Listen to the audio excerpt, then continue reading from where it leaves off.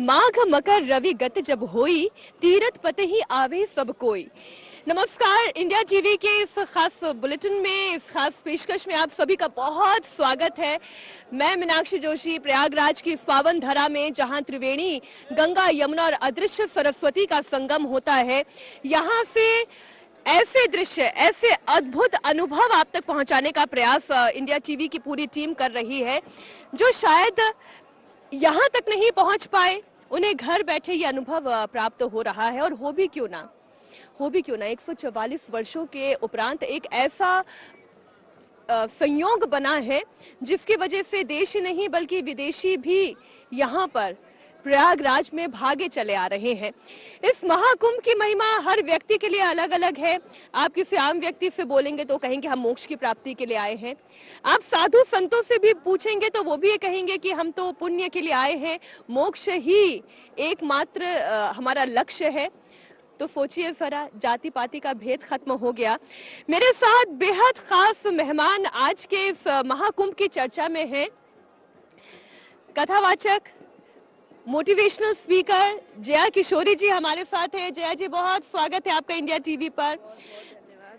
और इस वक्त हमारे साथ पूज्य स्वामी चिदानंद जी महाराज भी हैं, हमारे साथ साध्वी भगवती जी भी हैं। तो आप ये समझ लीजिए, इस बोट यात्रा जो कि अरहल घाट से होकर इस वक्त संगम घाट की तरफ आगे जा रही है, जहां त्रिवेणी भी स्नान होने जा रहा है, उससे पहले ये चर्चा हम कर रहे हैं।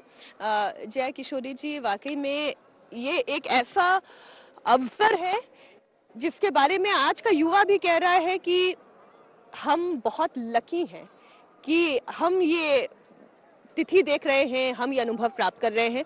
आज आपके मन में क्या विचार आते हैं? बिल्कुल यही विचार है। हम बहुत लकी है एज अ जनरेशन कि हमने अपने समय में राम मंदिर भी देख लिया और इस तिथि का महाकुंभ भी देख लिया। तो हमसे ज़्यादा लकी अब शायद ही मुझे लग रहा है कोई और पीढ़ी होने वाली है। तो बहुत खुशी है और मैं पहली बार कुंभ के दर्शन करने आई हूँ। ऑल थैंक्स टू महाराज जी, साध्वी जी।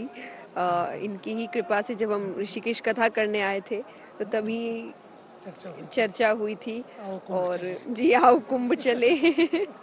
तो मुझे बड़ी खुशी है और अब हम स्नान के लिए जा रहे हैं। तो मुझे लगता है कि आई एम जस्ट ओवरवेल्म्ड। मुझे नहीं पता मैं क्या बोलूं, शब्द नहीं है मेरे पास। तो शायद मेरे ही जैसे हर युवा के पास अभी शब्द नहीं है जो इसका दर्शन करने आ रहे हैं, इसका अनुभव लेने आ रहे हैं। ये मेरे लिए भी मेरा पहला अनुभव है। इससे पहले मैंने कभी महाकुंभ का ये समागम नहीं देखा। वैसे भी 12 वर्षों में एक बार आता है। जब आप यहाँ पर आ रही थी तो हमेशा हम कहीं भी जाते हैं उससे पहले कुछ थॉट्स हमारे मन में होते हैं। आपके दिमाग में क्या विचार चल रहे थे? क्या देखने वाली है, क्या अनुभव करने वाली है, किन से मुलाकात होने वाली है, संतों का आशीर्वाद मिल रहा है, क्या दिमाग में चल रहा था? दिमाग में बहुत कुछ चल रहा था। पहली चीज़ तो कुछ पता नहीं, पहले ये चल रहा है दिमाग में क्योंकि पहले दर्शन है तो आपको पता ही नहीं होता ना कि वहाँ क्या होगा, कैसे होगा, सब कहाँ होंगे। आई वॉज जस्ट श्योर कि मैं एटलीस्ट परमार्थ में आऊँगी तो महाराज जी की कृपा से शायद हम अच्छे से दर्शन कर पाएंगे। Otherwise I was too scared. पर फिर एक एक्साइटमेंट भी बहुत थी कि आप जिसके बारे में सुनते आए हैं, टीवी पे देखते आए हैं, संतों के दर्शन टीवी के माध्यम से, जब भी 12 वर्ष में एक बार महाकुंभ होता था आप दर्शन करते थे टीवी पे, वो अब आप साक्षात देखेंगे तो उसकी एक एक्साइटमेंट बहुत अलग थी। तो मुझे लग रहा है मिक्स्ड फीलिंग्स थी, एक डर, एक नर्वसनेस, बहुत एक्साइटमेंट, पर एक श्रद्धा कि भगवान पार लगाएंगे। और मुझे लग रहा है कि हो ही गया। हम बस अब स्नान के लिए पहुंचने ही वाले हैं। तो सब भगवान की कृपा से। ये संतों का भी मानना है कि ये जो युग होने जा रहा है, ये भारत का युग होने जा रहा है और इस महाकुंभ से एकता की आवाज निकलकर पूरे विश्व में जाएगी। आपको क्या लगता है? बिल्कुल, मुझे भी बिल्कुल ऐसा ही लगता है। ये भारत का युग होने वाला है, सनातन का युग होने वाला है। और जिस प्रकार से एकता, भक्ति, श्रद्धा बढ़ रही है अपने धर्म की ओर, अपनी संस्कृति की ओर, और हमारी भी यही कोशिश है कि ये बढ़ती जाए आज के युवा में, तभी जाके हम वो सपना पूरा कर पाएंगे, भारत को सोने की चिड़िया वापस बना पाएंगे हर रूप से। सिर्फ धन के रूप से ही नहीं, पर धर्म के रूप से, अध्यात्म के रूप से, संस्कारों के रूप से। तो यही कोशिश है और महाकुंभ उसका एक बहुत बड़ा पिलर है, आई वुड से, जो इस चीज़ को आगे लेके जाएगा। जो हर एक आयोजन को, हर एक समागम को राजनीति के चश्मे से देखते हैं, वो ये कहते हैं कि संतों का जुटान करके, आस्था का सैलाब लाके, ये सब कुछ हिंदू वोटों की गोलबंदी के लिए होता है। जो लोग ये सोचते हैं, उनके बारे में आपका क्या मत है? मैं उनके बारे में सोचती ही नहीं। जो ये सोचते हैं मैं उनके बारे में नहीं सोचती। आई थिंक मेरा ये मत है। मुझे लगता है कि इन चीज़ों में हमें ये भाव नहीं जोड़ना चाहिए, क्योंकि ये आस्था से जुड़ी बात है। तो अगर ये चीज़ हो रही है, ये एक अच्छी चीज़ है। युवाओं को अध्यात्म से जोड़ रहे हैं, संस्कारों से जोड़ रहे हैं, क्योंकि अंत में जब आप भारत में भारत की संस्कृति को आगे बढ़ाना ही सबसे सुंदर बात है, वो किसी भी रूप में किया जाए। So no matter what the feeling is, अगर ये हो रहा है, मुझे लगता है ऐसे सुंदर बात और कुछ नहीं हो सकती। So I am with the feeling, I am with Mahakumbh, I am with the sanskar, the adhyatma जो युवाओं तक पहुंच रहा है। तो जैसा मैंने कहा, जो ऐसा सोचते हैं मैं उनके बारे में नहीं सोचती। वैसे भी इग्नोर कर देना से ज्यादा बड़ा और कुछ होता नहीं है। Once you ignore, everything is out of sight. अच्छा, साधु संतों का जो चरित्र होता है, साधु संत तो संन्यास लेते हैं, उनके लिए तो हर दिन ही कल्पवास की तरह है। लेकिन जो आम है, आम व्यक्ति है, जो कल्पवास यहाँ पर करते हैं, सारे संसाधनों को छोड़कर यहाँ पर आते हैं, उनके लिए आप क्या कहेंगे? और खासतौर पर युवा पीढ़ी जो ये सोचती है, कई ऐसे हैं जो सोचते हैं कि धर्म में क्या रखा है, अर्थ उपार्जन में सब कुछ है, उन्हें क्या कहेंगे? वो भी धर्म का ही हिस्सा है। मैं कहूँगी कि ये गलत चीज़ें हमने बीच में शायद बढ़ा दी कि अगर आपको भगवान का भक्त होना है तो सब कुछ छोड़ना पड़ेगा। नहीं, आपके पास अलग अलग रास्ते, भगवान ने बड़े रास्ते निकाले हैं। गृहस्थ है आपके पास, वैराग्य है आपके पास, तो आप जो रास्ता आपको आकर्षित करता है आप उसमें जा सकते हैं। तो गृहस्थ में रहकर भी व्यक्ति धर्म से जुड़ सकता है, संन्यास लेकर भी व्यक्ति धर्म से जुड़ सकता है। And I think we have the example here right now. मैंने गृहस्थ का ही पालन किया है और हमारे साथ साधु संतों का भी आशीर्वाद और कृपा है। तो सब अपने अपने तरीकों से कार्य कर रहे हैं और शायद संतों को देखकर ही हम युवाओं में ये इच्छा प्रकट होती है कि हम भी कुछ करें, बस जहाँ है वहाँ रहकर। इतनी क्या कह सकते हैं, इतनी हिम्मत, इतनी ताकत तो हमें नहीं है जिस प्रकार से महाराज जी, साध्वी जी कर रहे हैं। पर जितना हमसे हो सकता है हम वो कोशिश करते हैं और वो इंस्पिरेशन संतों को ही जाती है, साधुओं को ही जाती है, जो युवाओं को अब अध्यात्म की ओर लेकर जा रही है। स्वामी जी, युवा अध्यात्म की ओर जा रहा है, महाकुंभ से अध्यात्म का प्रचार प्रसार कैसे होगा? सच मानिए तो युवा की दिशा बदल रही है, और जब युवा की दिशा बदलती है तो देश बदलता है। आज युवा दीक्षा की ही आवश्यकता है और उन्हें ये बताने की जरूरत है कि अध्यात्म केवल पूजा पाठ नहीं है, अध्यात्म केवल मंदिर जाना नहीं है, मंदिर भी जाना है, मंदिर को नहीं छोड़ना है। जिसको हम उस मंदिर में देखते हैं ना, उस कोने में देखते हैं, उसको हर कोने में देखना शुरू करना है। यही उपनिषद है, यही वेद है। ईशावास्यमिदं सर्वं यत् किंच जगत्याम जगत तेन त्यक्तेन भुंजीतः मागृतः कस्य सिद्धनम। The whole world is pervaded with the divine. The same divine is in every nook and corner. And if you don't want to be cornered, create a corner for the divine. For the divine. And then you can see the divine design everywhere. Because he is there. तो whom to cheat? किसके ऊपर चिल्लाना, किसको cheat करना? सच तो ये, कोई किसी को चीट नहीं करता, व्यक्ति स्वयं को ही चीट करता है। इसलिए जिस दिन ये समझ लेंगे, जो वहाँ है ना वो यहाँ भी है, वो यहाँ भी है और वो वहाँ भी है। देखिए ना कितनी भीड़ है। ये करोड़ों की जो भीड़ है, 1.5 करोड़ लोग कल स्नान किए और आज सवेरे से ही करोड़ों का आंकड़ा बढ़ता जा रहा है। ये इस देश की श्रद्धा है। सच बताऊं, मुझे लगता है कि बगल वालों को लग रहा होगा यार क्यों अलग हो गए हम, बिना मतलब आजाद हो गए। काहे को ये बॉर्डर क्रिएट किए, काहे को ये बैरियर क्रिएट किया, और वो सोच रहे हैं बैठे बैठे यार कमाल है भारत। और ये श्रेय जाता है भारत के ऊर्जावान तपस्वी प्रधानमंत्री जी को, जिन्होंने इस देश में वो ऊर्जा, 74 साल के हैं, लेकिन सच मानिए इस 74 सालों में जो किया, किसी की 4 जिंदगी, किसी की 100 बरस की जिंदगी।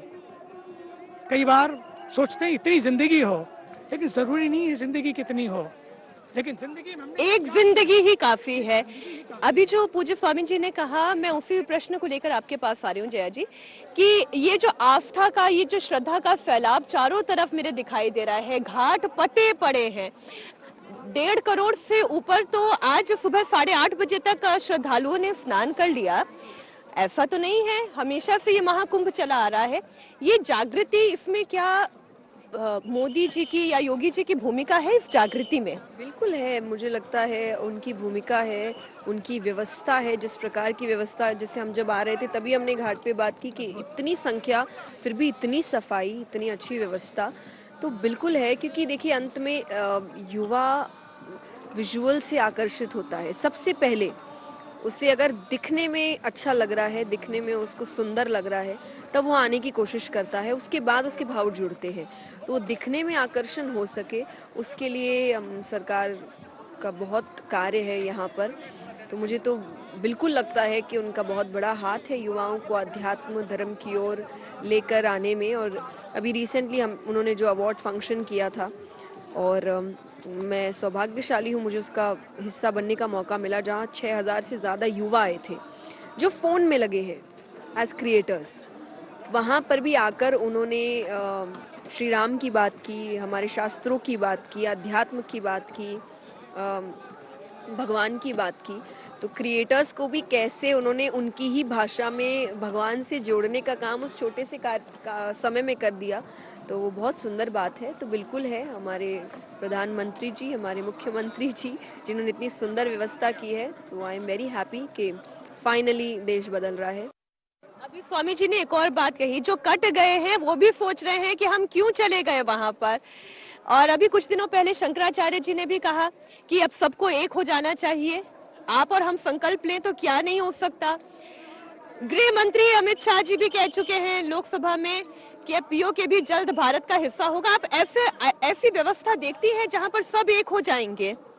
ये थोड़ा आप सरकार से क्वेश्चन करें, मैं अध्यात्म से नहीं, मैं इस एकात्मवाद की भी बात करती हूँ। साथ हो, क्योंकि हम तो उस समय से कि जहाँ सब हमारा परिवार है, वसुदेव कुटुंबकम, सब भगवान का ही परिवार है, सबको साथ लेके चलना है। तो अगर वो वैसी सोच रखते हैं और बहुत सुंदर तरीके से हो सकता है, तो इससे सुंदर बात और क्या हो सकती है, मुझे लगता है। आपका कश्मीर जाना कभी हुआ? नहीं, अभी तक तो नहीं, पर मेरी इच्छा बहुत है। अभी हमारे रिलेटिव गए थे और उन्होंने मुझे दिखाया वहाँ पे जो फ्लैग कलर, आई थिंक कोई क्लॉक, लाल चौक, हाँ जी, लाल चौक, और उसके दर्शन उन्होंने कराए हमें फोटो से। और हमें ऐसा लग रहा था काश हम वहाँ होते अभी वो देखने के लिए। और ये बहुत समय बाद ये मौका मिला है कि कश्मीर में ये हो सके, तो आई वॉज वेरी हैप्पी। तो इच्छा तो बिल्कुल है, इसके लिए भी I last Swami ji, I think because Kumbh के बाद आई एम लाइक, हाँ जी, कुंभ से Kashmir done, yes, Kumbh, you know that अभी कश्मीर में पीओके से जितने भी स्थल खंडित हो गए हैं, ध्वस्त हो गए हैं या बचे हुए हैं, उन सब की यात्रा, कलश यात्रा कुंभ से तो हम चलेंगे, लेकिन कश्मीर से कुंभ में वो यात्रा आई है। और अपने परमार्थ निकेतन यहाँ प्रयागराज में वो कलश स्थापित हो रहा है। सारे तीर्थों का जल, सारी नदियों का जल और सारे संतों का आशीर्वाद, और साथ में उन जितने भी मंदिर हैं उन सब के चित्र यहाँ लगेंगे, ताकि कुंभ से एक संकल्प हो, कुंभ से एक संकल्प हो। कुंभ भी हमारा है, कश्मीर भी हमारा है, अब पीओके भी धीरे धीरे जो था है और हो जाएगा। इसके लिए अभी आप कह रहे थे ना कि घाट पटे पड़े हैं, मैं तो एकदम अवाक हूँ ये देख के। सारे घाट पटे पड़े हैं। मैं कहता हूँ कौन कहता है हम बटे पड़े हैं? यही संगम का संकल्प है। जब मैं पटे हुए घाटों को देखता हूँ तो मैं कहता हूँ कौन कहता है कि हम बटे हुए हैं? आज भी पूरा भारत यहाँ पर है, देवता भी तरस रहे हैं, काश हम भी यहाँ होते।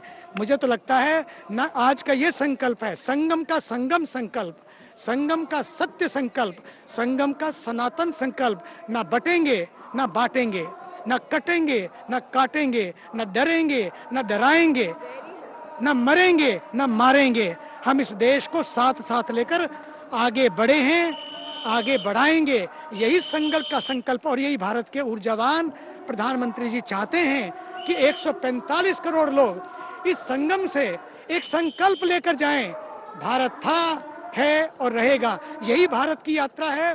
यही सनातन की यात्रा है, यही सनातन। साध्वी जी कहती हैं, वो तो कहती हैं, जब से मैं भारत में आई हूँ इस सनातन को देखा है, इस कुंभ को देखा है, इन कथाओं को देखा है, पता है क्या लगता है, अब मैं भारत में नहीं रहती, भारत मुझ में रहता है। ये है भारत की गाथा। देसी तो क्या, विदेशी भी, अब तो विदेशी भी नहीं, अब तो विदेशी भी उनसे आके लगते कब देशी हो जाएं।